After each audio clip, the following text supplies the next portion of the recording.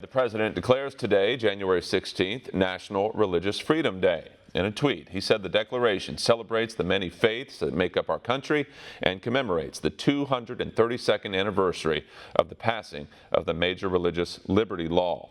Now, this comes as politicians, celebrities, and leaders join Americans in cities all across the nation. One America's Kendall Forward has more. Well, the director tells me there's been a growing pushback on the importance of faith in the country and the ability to express one's beliefs. And they're trying to change that. Starting tomorrow, D.C. will be one of over 30 cities where a Faith in America movement will take place. And it's all the start of their 2018 initiative.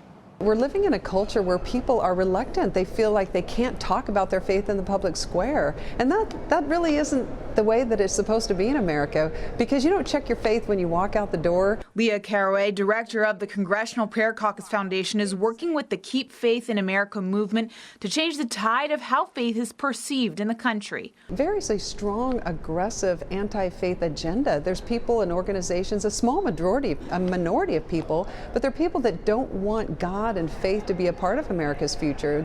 Carawan says she sees the separation of church and state being commandeered into individuals not expressing their faith. But with the movement, she and countless others will be displaying their faith in public with pride and calling for others to do so as well.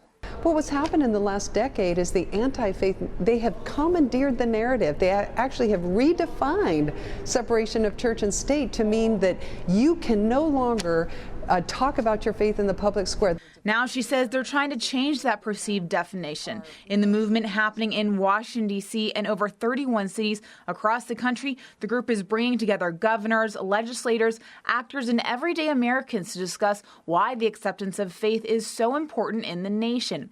And an issue she says crosses party lines and spans all religions and ethnicities. This initiative goes across ethnicities, party lines, denominations. There's people of all walks of life, because people across this nation understand that it's incumbent upon all of us to stand together around this one united message and issue. Now, again, these gatherings will be happening here in D.C. as well as in cities all across the country. If you're interested but can't make it to one nearby, you can check out their live stream on their website or Facebook page, faithinamerica.com. Reporting in Washington, Kendall Forward, One America News.